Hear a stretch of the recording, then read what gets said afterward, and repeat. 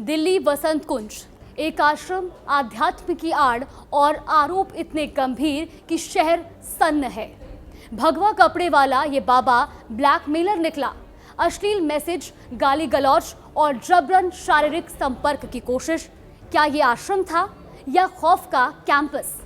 दिल्ली के श्रृंगर आश्रम में चल रहा बाबा के अय्याशी की काल कोठरी का पर्दाफाश हुआ है।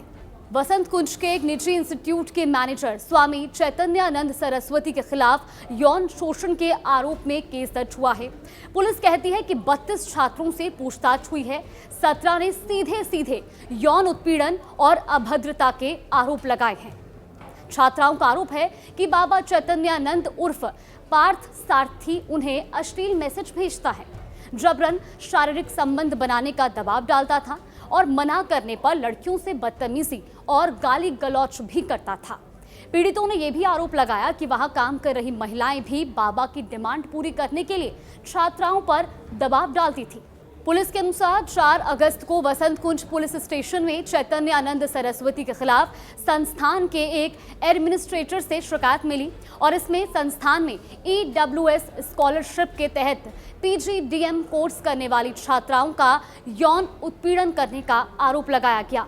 मामला दर्ज होने के बाद से स्वामी चैतन्यानंद सरस्वती फरार हो गया और पुलिस उसकी तलाश में जुटी हुई है।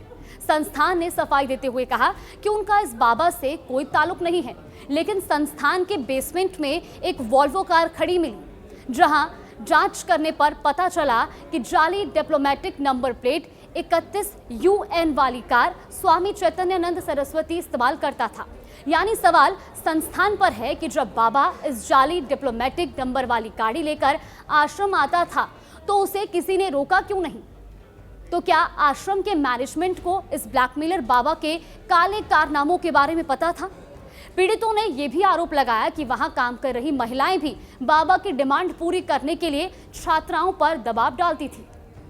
जांच में पता चला कि आरोपी बाबा ओडिशा का रहने वाला था और करीब 12 साल से इस आश्रम में रह रहा था।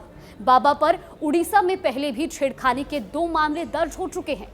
पहला मामला 2009 में दिल्ली की डिफेंस कॉलोनी में जालसाजी और छेड़खानी का था, तो दूसरा मामला 2016 में वसंत कुंज में दर्ज हुआ, जब एक महिला ने छेड़खानी की शिकायत दर्ज करवाई थी।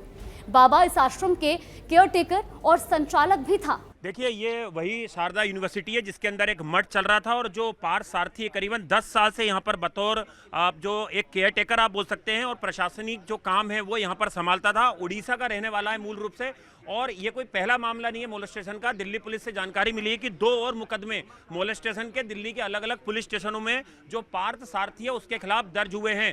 कुल 32 लड़कियों ने जो यहाँ के ऑनर हैं उनको शिकायत दी थी कि जो पार्थ सारथी हैं वो अपने कमरे में बुलाते हैं, अश्लील वीडियो भेजते हैं, मोलेस्टेशन करते हैं, धमकी देते हैं। जिसके बाद दिल्ली पुलिस को इस बात की सूचना दी गई और उसके बाद वसंत कुंज पुलिस स्टेशन में BNS के तहत एक केस दर्ज किया गया और उसके बाद 17 लड़कियों के बाकायदा मजिस्ट्रेट के सामने बयान दर्ज हुए, जिसमें कि उन्होंने पूरी आपबीती बताई है कि किस तरह से इस यूनिवर्सिटी में मठ की आड़ में किस तरह से लड़कियों का शारीरिक शोषण किया जाता था और उन्हें धमकाया जाता था और जो पार्थ सारथी थे वो उन्हें ब्लैकमेल करते थे, उन्हें गंदे और अश्लील जो व्हाट्सएप कॉल हैं, मैसेज हैं वो भेजा करते थे। जिसके बाद फिलहाल पुलिस ने इसमें केस दर्ज कर लिया। देखिए, लेकिन मैं आपको यूनिवर्सिटी दिखाता हूं।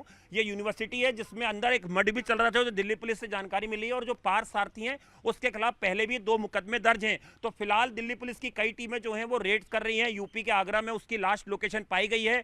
फिलहाल परिवार में अभी इसके साथ यहाँ पर कोई और नहीं रह रहा था। यहाँ पर उसे बाकायदा एक पूरा कमरा दिया गया था रहने के लिए, तमाम फैसिलिटी दी गई थी और यूनिवर्सिटी करीबन 10 साल से यहाँ पर उसे बतौर एक तरीके से प्रशासक, एक तरीके से केयर टेकर के तौर पे वो यहाँ पे काम कर रहा था। लगातार लड़कियां शिकायत दे रही थी, जिसके बाद जब यहाँ के संस्थान के प्रमुख जो हैं, जब उन्हें इस बात की जानकारी मिली तो उन्होंने दिल्ली पुलिस को इस बात की जानकारी दी और उसके बाद पुलिस ने इसमें BNS की कई धाराओं के तहत मुकदमा दर्ज किया है। अभी पुलिस के लिए सबसे बड़ी चुनौती यह है कि जो आरोपी है पार्थ सारथी उसकी गिरफ्तारी की जाए, लेकिन जो अभी सेक्शन लगाए गए हैं उसमें चूंकि वो 7 साल से कम सजा के हैं, तो ऐसे में पुलिस और सारे एविडेंस जो है वो जोड़ने की कोशिश कर रही है। इस प्रीमाइसेस से पुलिस ने हार्ड डिस्क और कुछ इलेक्ट्रॉनिक गैजेट जो हैं वो भी बरामद किए हैं, जिन्हें फोरेंसिक जांच के लिए भेजा गया है। जब आरोपी की गिरफ्तारी होगी उसके पास से जो मोबाइल फोन है पुलिस वो भी रिकवर करने की कोशिश करेगी। इसके अलावा जो पीड़ित लड़कियां, उन्होंने कई चौंकाने वाले खुलासे जो है वो मजिस्ट्रेट की जांच में और जो पुलिस इन्वेस्टिगेशन के दौरान जब पुलिस ने उनसे पूछताछ की